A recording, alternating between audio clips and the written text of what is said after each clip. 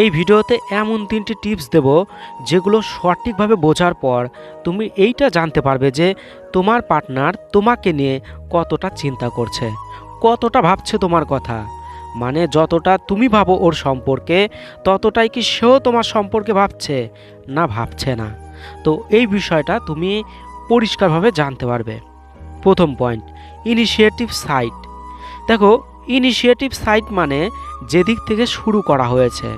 মানে ধরো তোমার পার্টনার তোমার উপর রাগ বা অভিমান করে তোমার সাথে কথা বলা বন্ধ করে দিয়েছে, ফোন করছো কিন্তু ওই ধরছে না। তো দেখো, তোমার পার্টনার কিন্তু নিজের থেকেই কথা বলা বাদ দিয়েছে। তুমি কিন্তু কথা বলতে চাইছো কিন্তু ওই চাইছে না। তো এই জায়গাতে তোমার পার্টনারের কোনো কষ্টই হবে না, তোমার কষ্ট হবে, তুমি থাকতে পারবে না।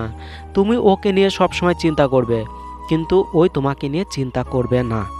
হয়তো ওর সামান্য একটু কষ্ট হবে কিন্তু ওই ফ্রি থাকবে, টেনশন ফ্রি থাকবে, তোমার চিন্তায় ওই থাকবেই না, একদমই রিল্যাক্স থাকবে। তাই এই রকম সময় তুমি ওকে যতটা কল, মেসেজ, মানে এগুলো যতটা করবে, যত কথা বলতে যাবে ওর সাথে, ততই ওর ইগো স্যাটিসফাই হবে।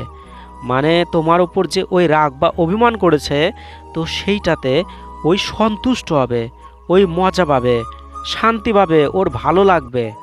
তাই তোমাকে নিয়ে চিন্তা করার কোনো প্রশ্নই উঠবে না। মানে ধরো, দেখো, সাপ্লাই কিন্তু বন্ধ করেছে তোমার পার্টনার, এবং সাপ্লাইটা চালু করার ক্ষমতাও কিন্তু তোমার পার্টনারের হাতে। তাই ওই যখন চাইবে তখনও কিন্তু আবার কথা বলা শুরু হবে। তো ওর হাতেই কিন্তু সমস্ত কিছু। তাই তোমাকে নিয়ে চিন্তা করার কোনো মানেই নেই ওর কাছে। তাই সে এই রকম সময় তোমাকে নিয়ে চিন্তা করবে না।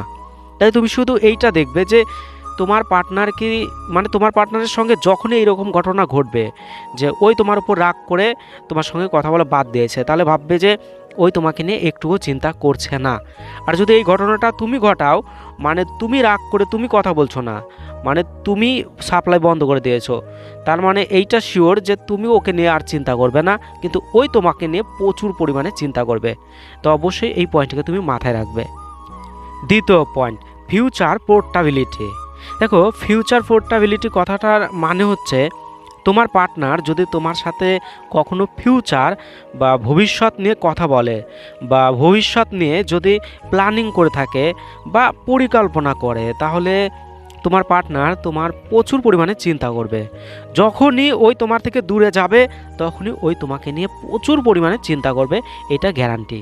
ধরো, তোমার পার্টনার তোমার সাথে পরিকল্পনা করেছে যে আমরা এখানে যাব, ভবিষ্যতে আমরা ওখানে যাব, আমরা এইটা করব, ওইটা করব, এইভাবে থাকব, মানে ওই রকমভাবে থাকব, মানে বিভিন্ন প্রমিস করেছে।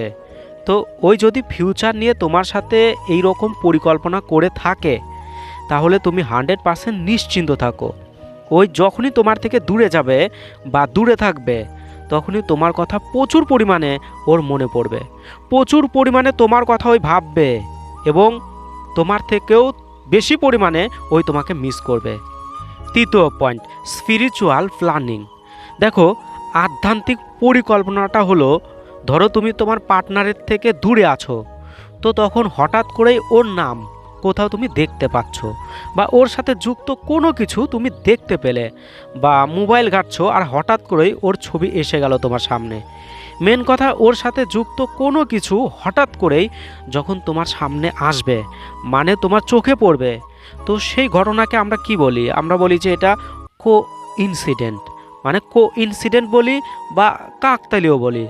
কিন্তু এই ঘটনাগুলোই যখন তোমার সাথে বারে বারে ঘটবে, মানে একবার নয়, দুবার নয়, 3বার 4বার ঘটছে, তাহলে তুমি 100% শিওর হয়ে যাও যে তোমার সাথে স্পিরিচুয়াল প্ল্যানিং হচ্ছে। মানে আমাদের যে আধ্যাত্মিক শক্তি রয়েছে, সেই আধ্যাত্মিক শক্তি প্ল্যানিং করে তোমার কাছে এটা পাঠাচ্ছে। মানে দেখো, মানে সে এই জন্যই তোমার কাছে পাঠাচ্ছে যে তোমার পার্টনার তোমাকে নিয়ে পাগলের মতো চিন্তা করছে, প্রচুর পরিমাণে ভাবছে তোমার কথা। আর ওর এই ভাবনাকেই এই স্পিরিচুয়াল শক্তি, মানে আধ্যাত্মিক শক্তি, আমাদের নেচার পাওয়ার, আমাদের উপরবালার শক্তি তোমার কাছে বহন করে এনে দিচ্ছে যে তোমার ভালোবাসার মানুষটা তোমার কথা প্রচুর পরিমাণে চিন্তা করছে এবং সে তোমাকে মিস করছে। তো অবশ্যই তুমি এই রকমটা মেলাও, প্রত্যেকটা পয়েন্টকে মেলাও যদি তোমার সাথে এরকমটা হয়ে থাকে।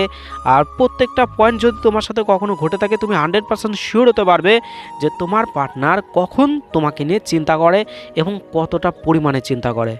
তো অবশ্যই ভালো থেকো, প্রত্যেকটা পয়েন্টকে মেলাও। বাই।